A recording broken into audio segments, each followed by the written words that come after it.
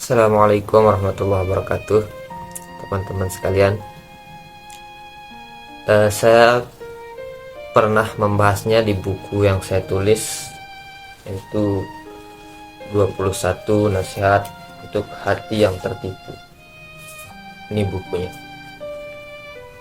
Salah satu yang saya bahas yaitu ialah apakah selama ini kita pergi mengaji, pergi sekolah ataupun pergi menuntut ilmu itu untuk benar-benar ingin mencari kebenaran atau semata-mata mencari pembenaran. Itu dua hal yang berbeda, oke? Mencari kebenaran itu kita ingin tahu suatu kebenaran yang masih samar kita belum ketahui, dan kemudian kita ikuti walaupun itu pahit. Oke, tapi sayangnya kita, kalau kita pikir-pikir lagi, terkadang itu seringkali pergi mengaji mencari pembenaran.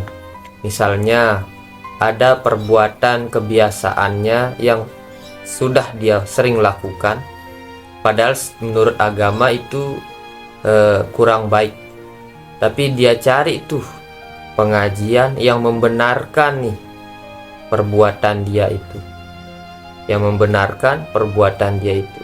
Kalau ustadznya atau tuan gurunya tidak sejalan dengan apa yang ia harapkan di hatinya, oh kata ustadznya ini nggak boleh, dia mundur, dia cari ustadz yang lain. Dia mau cari ustadz yang mengatakan perbuatannya ini boleh. Jadi dia milih-milih ustadz yang membenarkan perbuatannya. Orang yang semacam ini tidak akan dihampiri oleh kebenaran, karena ia sibuk mencari legitimasi terhadap apa yang ia lakukan. Jadi kebenarannya itu ia batasi sendiri, ia yang memberikannya legalitas sendiri. Ketika ada ustaz yang mungkin kebetulan salah satu ada yang mengatakan ini boleh, ini ustaz saya. Tapi terkadang di lain hal juga, dia bukan ustaz saya. Jadi dia itu mencari ilmu semata-mata untuk membenarkan perbuatannya, bukan untuk mencari kebenaran. Padahal Nabi Muhammad berkata, "Qulil haqqu walau kana murra." Katakan kebenaran itu walaupun pahit. Begitupun juga yang menerima, terimalah kebenaran itu walaupun pahit. Jangan gara-gara kita tidak setuju, kita malah menolak kebenaran. Bagaimana hidayah itu akan mampir kepada hati kita kalau kita tidak mencari kebenaran di atas muka bumi ini dalam pergi menuntut ilmu, melainkan sibuk mencari legalitas, yaitu pembenaran terhadap apa yang telah kita perbuat selama ini. Kebetulan dia rajin sedekah, dia cari tuh ustaz yang selalu membahas rajin sedekah. Ini saya. Ketika tapi ada ustaz yang membicarakan tentang haji, padahal dia kaya tapi bukan haji, dia kebetulan dia belum sempat haji karena dia saya nggak suka ustaz ini, katanya ini bahas haji terus.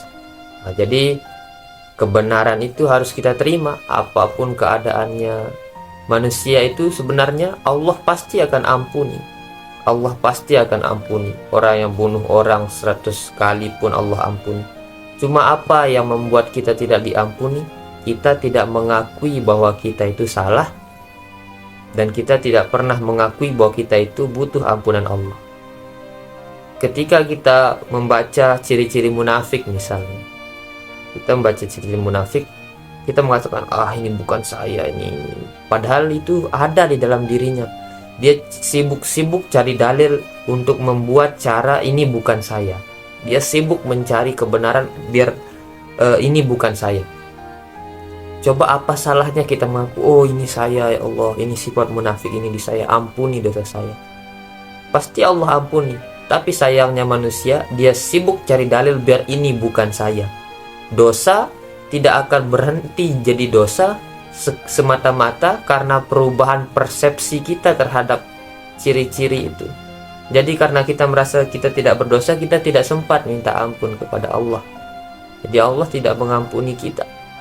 kita tidak sadar, karena orang yang bertobat itu sadar mengakui dosa-dosanya. Mudah-mudahan ini bermanfaat untuk diri saya pribadi dan pendengar sekalian yang ada dimanapun berada. Terima kasih. Assalamualaikum warahmatullahi wabarakatuh.